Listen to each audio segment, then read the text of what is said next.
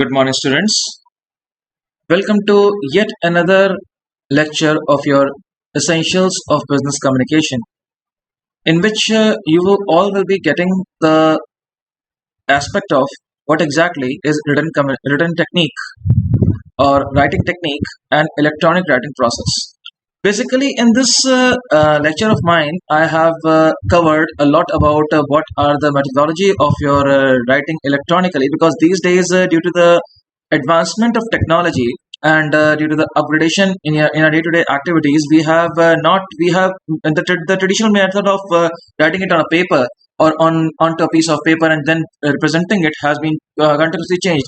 And what actually happened was that the technique of writing, which was earlier being on the basis of your writing it on a piece of paper, and then though it is still being prevalent, is now being replaced by writing on a tablet or writing it on Word, Excel, and all, and using those techniques, so that they can be printed and can be represented in front of the audience to get a feedback for that. What exactly is writing technique and what should be the technique involved is also the part and parcel of this particular slides. So let's quickly begin this particular lecture of mine. So what exactly is a writing technique? A writing technique is a style an author used to convey their message in a manner that is effectively and meaningful to the audiences. Now, each and every person has its own writing technique. Say, for instance, I'm a great fan of Shakespeare and all.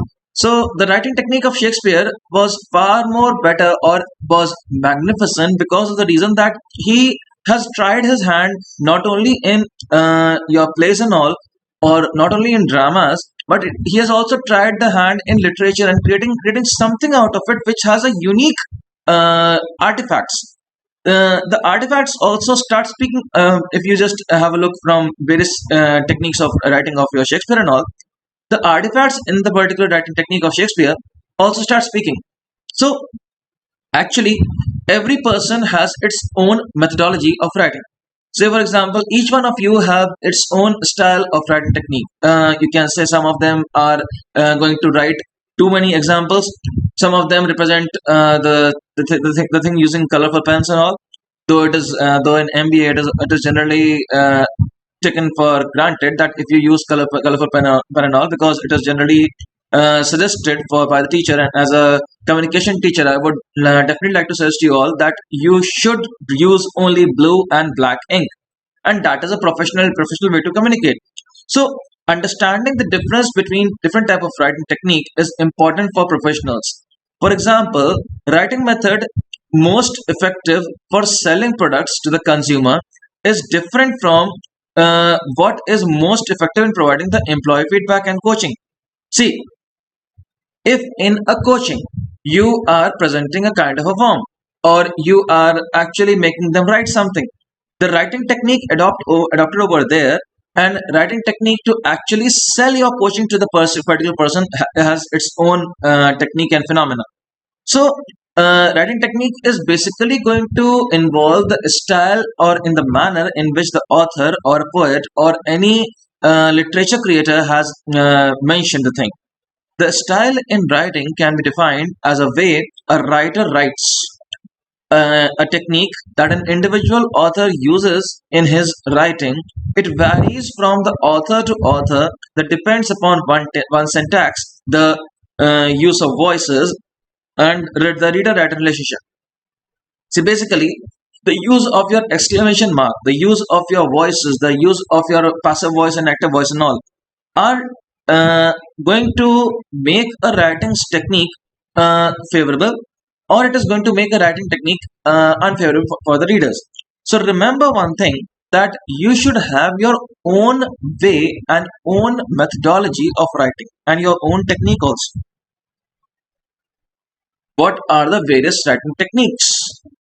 There is a wide range of technique available to the writers, and severe and serve many different purposes. Some help to highlight a point, while other aid in description of your lifestyle and objects. Excuse me. So, like there are n number of ways by which a particular person is going to write. Some of them are as below. Say the very first is simile. Simile, this is a descriptive writing technique, compares one subject to a different subject even though they are not normally related. For example, the simile is Linda look as thin as a toothpick. Now, though toothpick and Linda has no kind of a parallels between the two, or there is no comparison. How can you compare a particular toothpick with a particular human being? So simile is a kind of a thing which is going to provide a kind of something. You are it is a descriptive way. You are actually describing something. You are describing something and comparing that particular subject to a different subject, even though it has no difference. Say for example, in the particular cartoon of mine, I have listed you are skinny as a rail and you are as a mountain. Now this a fat person or a person with a plump. You are comparing him to a mountain. Say for example, I am saying that you are as sweet as a mango. So you are actually not a mango, but you are as sweet as mango means that you are being related to a particular subject, mango, and your particular nature. So simile is a kind of a descriptive manner to actually introduce someone to someone in a particular way, or by giving a particular gesture of his, or you can say for example, Mr. Narendra Damodar Modi is as courageous as a lion. So he's actually not a lion, but you are just comparing that particular person to a particular being or a particular person. So you are relating something to something else, though both of them have nothing common in them. Say, for example, in this example only, Linda has nothing common with the toothpick and all, but still you're comparing Linda with a toothpick. Second is metaphor. These are similar to simile, but instead of comparing, they go as far as to say the object are same. Life is a roller coaster. See, metaphor is going to exaggerate a particular thing. Say, for example, you are comparing two things. You are here in this example, you are comparing your life with a roller coaster. Just like in a roller coaster, there are ups and downs, there are leaps and bounds and all. So in life also there are leaps and bounds, and there is a not a continuous process of life being spent. So the similarity between the roller coaster and life is that it is there are lots and lots of leaps and bounds. So if you are using a metaphor, you are comparing two things, but you are not comparing in certain, but you are making it as similar as to the particular object. Say for example, if you are saying that this particular being is as tall as a giraffe, so or you can say that this particular being, or say for example, if a particular person is eating, he's gobbling a lot, so you can say that you are gobbling like a creature. So just like a creature gobbles a lot, or eats too fast, or make the things too fast in nature, so in the similar manner this particular person is doing. So you are actually comparing the particular trait of someone. In the previous one, you are comparing the two subjects without having any common parallels, but you are still comparing to bring out the real match. But in a metaphor, you are not matching something. You are going and attaching to the particular thing in the exact manner as it is saying. Say for example, life is a roller coaster. So just like a roller coaster has lots and lots of leaps and bounds, in the same manner, life also has lots and lots of leaps and bounds. So you are actually comparing. In both of things, you are comparing the things, but in the earlier one, you are comparing a particular subject to a subject which has no parallels between the two. But in this metaphor, you are actually comparing it to as far as to say that these particular things are same. Now, rhetoric questions. Rhetorical questions are questions that do not require or expect an answer. They can be used to make a reader think about a point being made in the question. For example, how am I supposed to live with you? Shows the story's love interest and as well as the reader how strongly the speaker feels. So these type of questions are actually going to say, for example, if I just put it one more time in front of you all. So rhetoric questions are the questions that do not require to expect an answer. You do not want the answer to these questions, but they can be used to make a reader think about a point being made in the question. But the reader can think about the particular question and then relate that to a particular point, and then he may or may not answer this question. For example, how may I supposed to live without you? So in this particular question, anyone, say for example, a mother is telling to his son that how am I supposed to live without you, means there is no option. It's a kind of a love interest, it's a compassion, it's a passion for someone else. So you are actually asking a question that has nothing to do with actually with answering this question, but you are trying to make a convincing factor that a reader should think about this point and answer it within his own mind. Assonance, another technique often seen in poetry.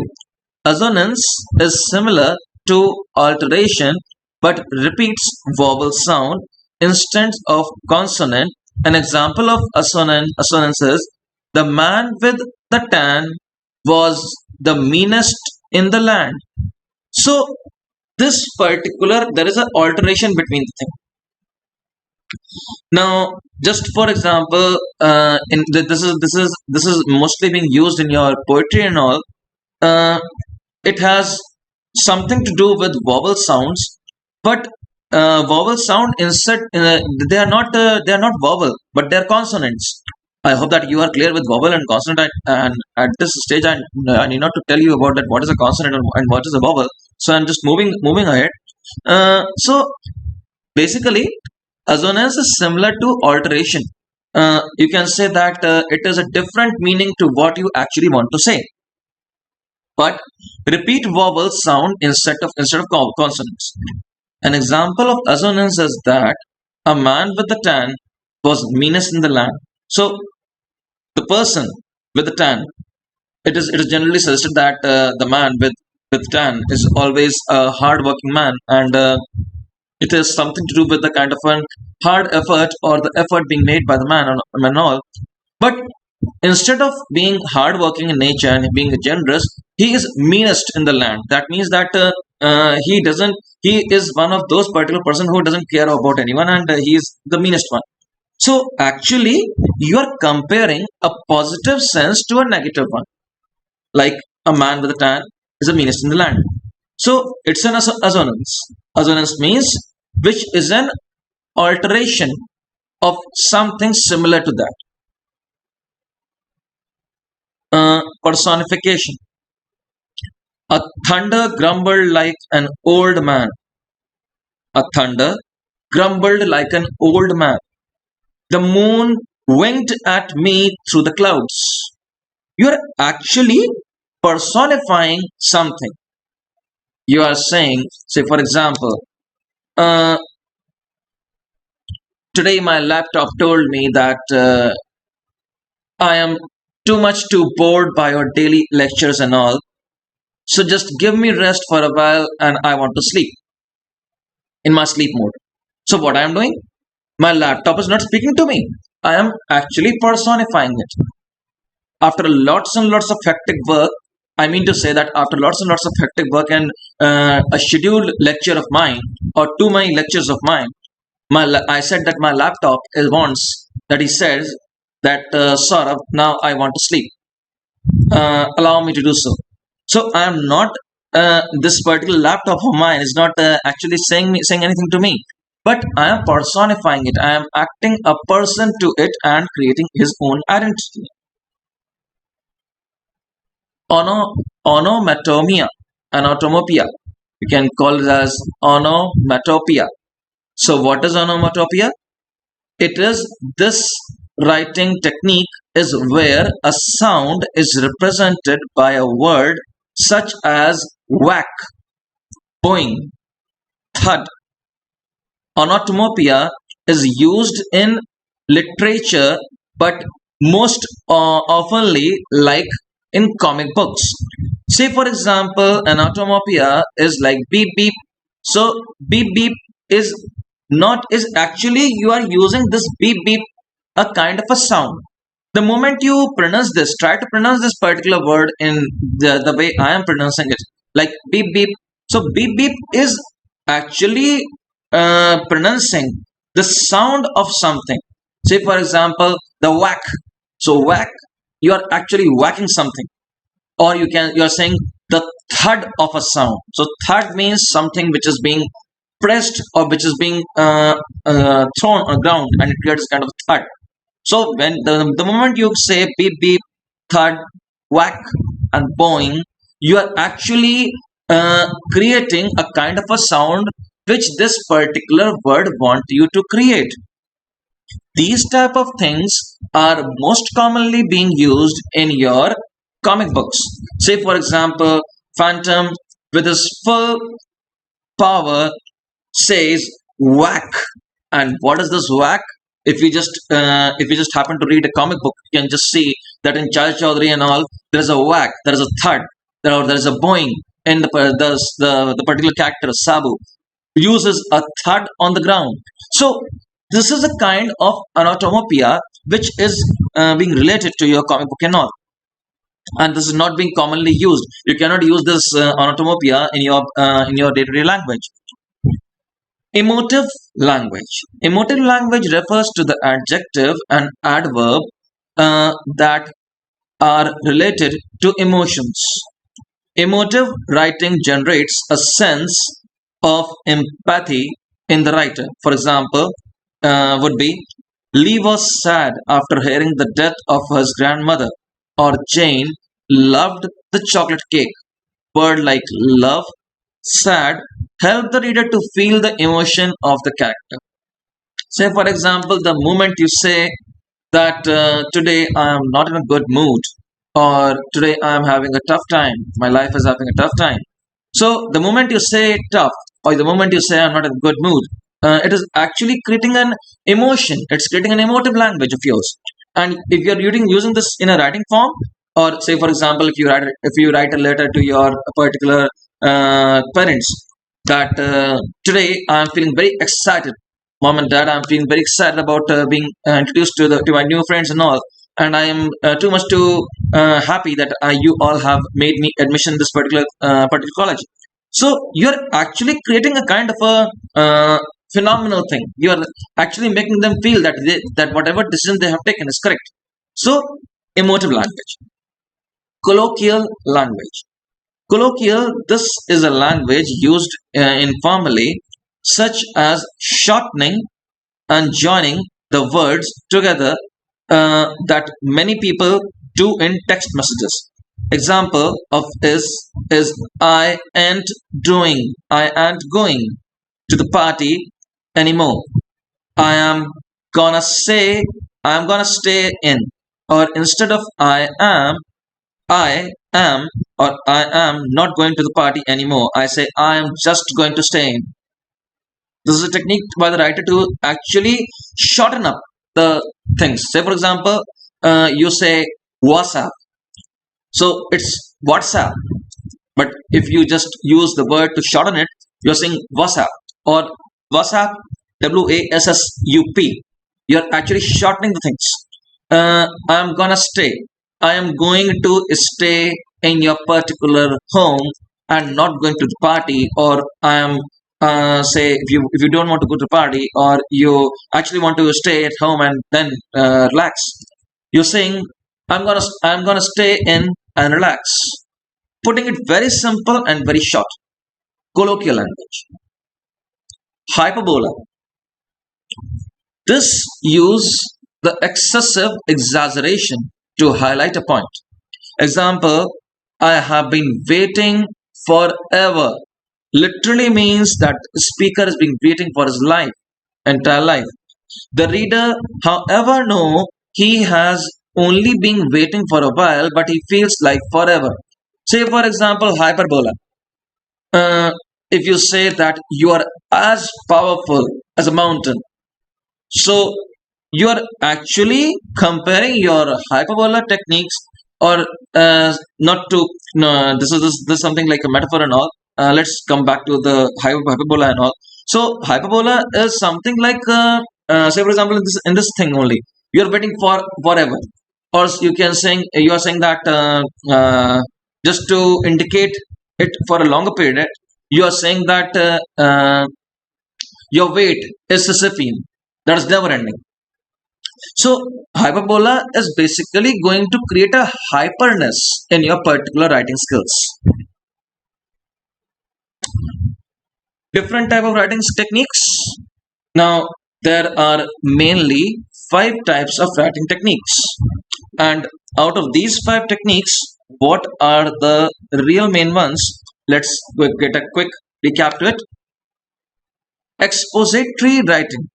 Expository writing is where the author intends to inform, explain, describes, or define their subject to you. This is most common writing when you find in textbooks and online. The author mostly trying to tell you how you all about the subject, their opinion, left out leaving the facts and the figures instead of trying to defend and support.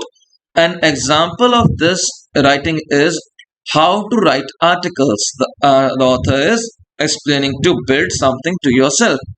Expository, you are actually exposing, as the word itself is going to denote, that you are actually exposing something in front of your readers, that whatever you want to write or whatever you want to do, or relating to a particular subject and all.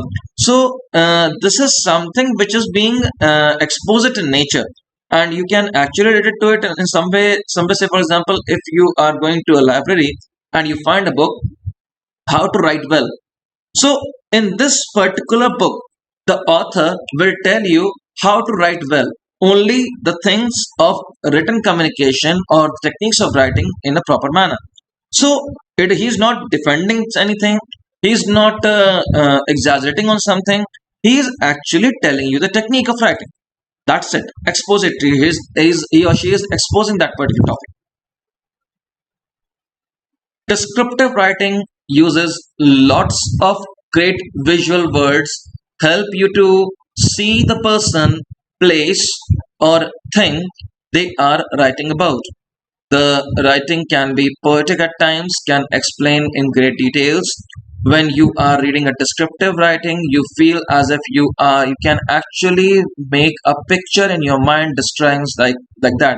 Metaphors, similes, symbols are most commonly being used in descriptive writing. So descriptive writing is more like uh, you can imagine the work of Shakespeare, Midsummer Night Dream, Tempest, Macbeth, Merchant of Venice. All these things or all these dramas, if you just try to read these things in a lot, you are actually going to find that you can relate it. You can actually feel that you are in Venice and you are actually seeing Portia, you are actually seeing Bassanio or Shylock like that, or you are in the mid of in the mid of the Tempest, and you know that who's Caliban and who's Puck and who's all. So you are actually relating your things to your language and all. So descriptive writing is going to describe something and describe it at length, giving you the clear picture of what the writer needs to describe you. Narrative writing. Narrative writing is very common in your novels, in your poetries, in your biographies. The author put themselves in their character's shoes and writes as if they are the person. Narrative is a fun to read because you can replace the author with yourself and see what is actually happening. Say, for example, you are reading a kind of a thriller. Now, when you are reading a thriller, uh, What? How does you or how do you actually read? You actually read a thriller, or it is generally being surveyed and being found out that people love to read thriller at alone, sitting alone and reading it, because uh, the moment you read alone a particular thriller, you are actually putting yourself into the shoes of the author. What author has done? Author has created a particular character, and he has imagined that particular character to be an author. But now, what you are doing as a reader, you are putting yourself in the shoes of the author, or you are actually putting yourself in the shoes of the character and thinking that how you feel. Say, for example, you are reading you're reading a murder mystery. So now you will be, or you're reading somewhat like say Sherlock Holmes and all. So now what you're going to say, you're going to actually want to think logically, or Bomkesh Bakshi and all, something like stuff and all. So you're actually going to put yourself into the shoes of Bomkesh Bakshi and your Sherlock Holmes and all, to come to a particular conclusion, and you're going to think about it and relate it to it with it, and you will be finding a narrative way of it. So narrative reading is actually the mannerism to narrate something at large. Persuasive writing takes an opinion of the writer to issue the writer is opinion of the writer, or the issue the writer is writing for. This is considered to be the bias material and is most often founded in advertising. You know, all those commercial you see on your television, behind all those talks and messages, there's a persuasive writer and all.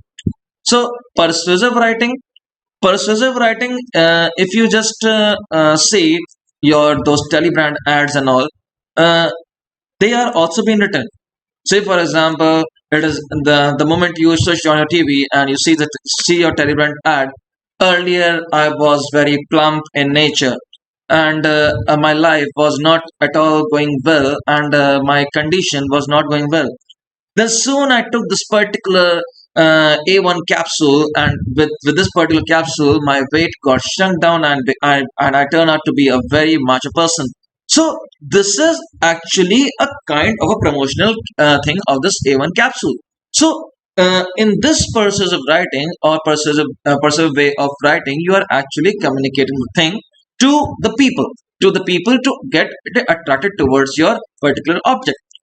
Creative writing perhaps is most fun and is of great fantasy and all. Short stories, poetry works, novels, plays, dramas, all these things are related to your creative writing. So, for example, you have read those O's of Tukiman and all. These are the creative way of writing. You are actually thinking that there is a kind of a world with two moons and those beer wolves and those type of those things and all, which are actually going to relate to your writing and all. So, in creative writing, you can use your imagination to your far excellence need, as the wish you want. Now, how can the writing technique be improved?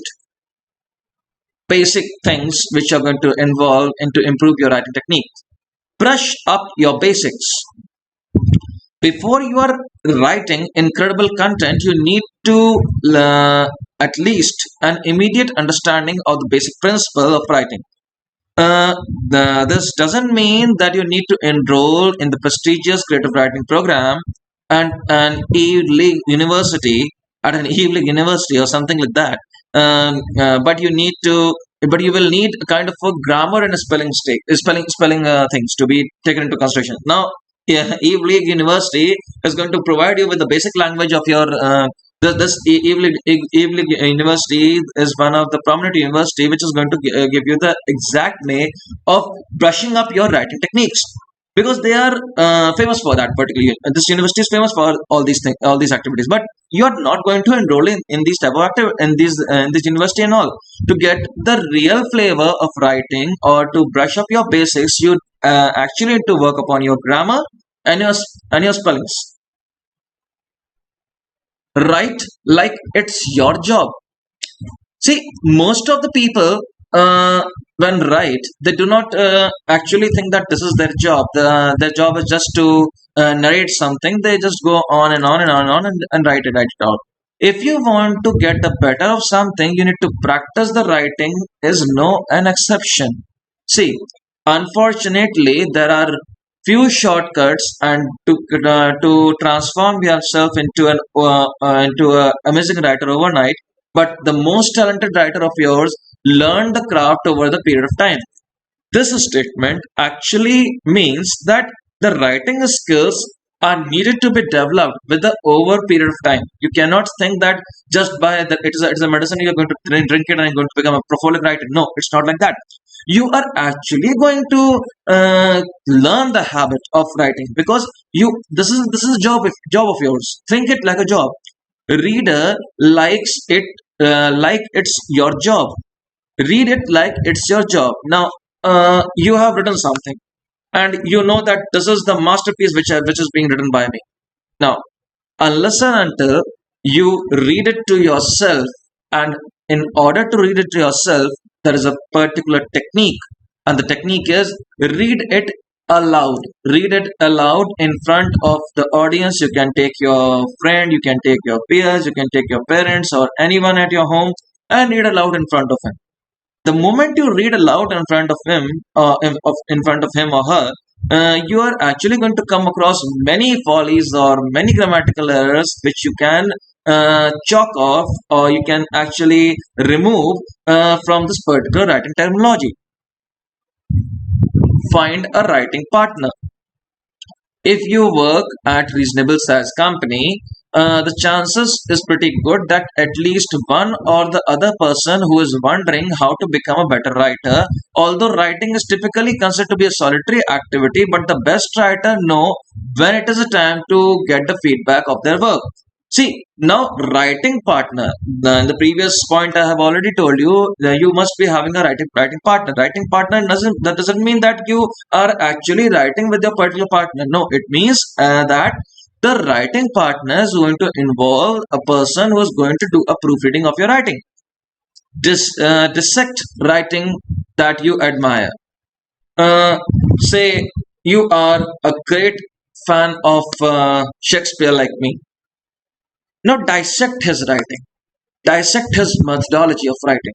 Look at the minute details which he produces. I know that this is an old English which he uses, but we all writer, or we all people who are fond of these fantasy world and all, unlike me only. They love the work of Shakespeare and all. So say I'm also into a writing business or all. I do write a lot of things, but I write those things which are of interest to me, and I find the writer. Say for example, Ruskin Bond.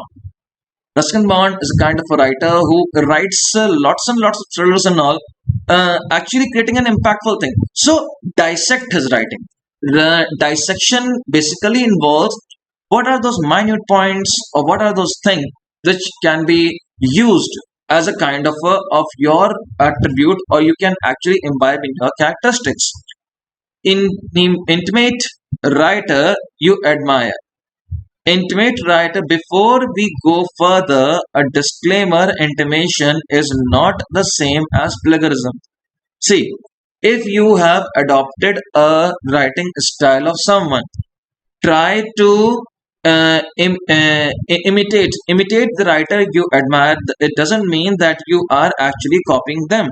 It means copy with a particular sense. It is generally suggested, say for example, in your research report and all, also if you are copying something, it is generally it's a part of it's a part of your curriculum and all, to that only 20% of plagiarism is being allowed. That means 20% of copying is being allowed, and the rest you have to actually produce it in detail. So intimate your writer, but do not intimate it to your full extent. Edit your work ruthlessly, already being done to you. Except the first draft are almost always a crap. See, the first draft of anything, the first draft of your letter, the first draft of your writing is always a crap. Why it is a crap? because the moment you start writing, you write everything. You need not to write everything. You need to write only those points which are of interest to the readers. Because like unlike I have told you that the readers is going to see and find only those things which are of his or her interest. So uh, the first draft or the first thing which you deliver to your particular being, or which you deliver to your reader or someone who's going to actually read it, so that particular draft is always a crap. Remember this thing. Don't get panicked that your first writing is should be excellent and should be marvelous. No, at one go it won't be. Find a good patient editor. Patient editor means the editor should be patient enough. Now, it doesn't mean that patience in editor is of utmost importance, because the moment you start speaking or actually telling your thing to a particular being, and he gets bogged off, get irritated and all, the kind of conflict or the kind of things or the kind of real thing like that that you don't know how to write and all, and these kind of argumented speeches to exchange off and on. So the editor which you choose or the person which you choose should be of patient nature. Eliminate unnecessary words. Those unnecessary words, those unnecessary mistakes of your punctuation marks and all should be completely evaded. Take a stroll down the memory lane. Now, down the memory lane means that you need to remind yourself. Say, if you are a writer or if you are writing for a very first time, you need to remind yourself that you are not a prolific writer. You are actually writing it for the very first time, and for that you need to go down to your memory lane and say, for example, you are writing your own experience for the last 10 days, and now you are writing a particular experience of yours for a very of a particular event and all. So what you're going to do, you're going to actually make the thing in a kind of a by going down to your memory lane and all. Don't be afraid to say what you think. Now, the biggest problem with the people of India, or with the people of India itself, but with the people of other parts of the world, that they fear it. They fear in giving the weight of writing and all. That means that they are not in a habit of actually saying that what they have within themselves. Do your research. Remember, done is better than perfect. Now, you have to do it rather than going for a perfection. Ways of making things writing effectively: have to say something, be specific, choose simple words, write short sentence, keep the paragraph short, eliminate fluffy words and all, do not ramble, don't be redundant, do not be repetitive, don't overwrite, edit ruthlessly are some of the things which you need to pay a lots and lots of attention. Now, electronic writing is a very important aspect. It's not in the terms of your writing itself, it's also a very important aspect in your day-to-day activities, because electronic writing generally involves a kind of creation that has to be seamlessly and flow with the latest technology. Advantages: it is very convenient electronic way of communication. uh, if you say your disadvantages, if you go for advantage, it's convenience, it's accessible, it's people are able to share it at local and large. Disadvantage: distraction are there, email rooms are always getting blocked and all. Types of electronic writing: there is a classical hypertext fiction, it's almost like a patchwork girl and all.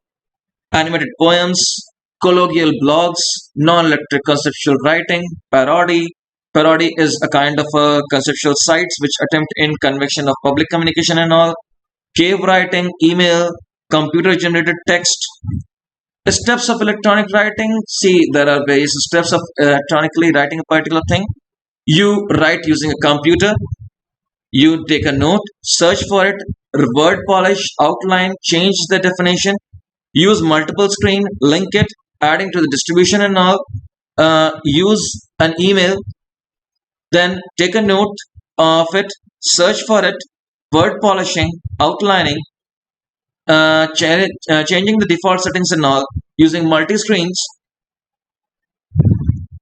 searching and replacing the words, linking the data to be transferred in the way, adding the attribution using mail to be moved for a convenience place and all.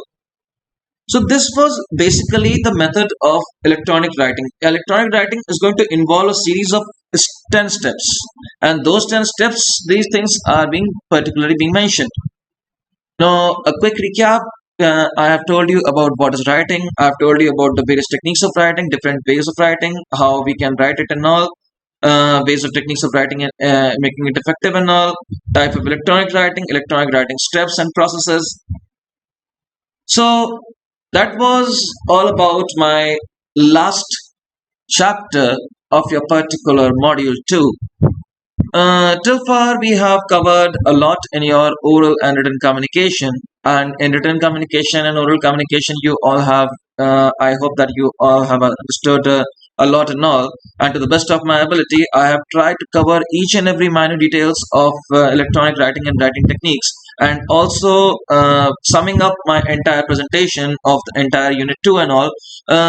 I would just like to say that if any kind of problem is there with your any kind of say any assignment and all, or if say any word or any terminology is not being understood to you in any of the way or in any of the matter, don't feel hesitant and come directly to me and talk to me in during the class hours. You can also come to me and discuss with me in your cubicle and all.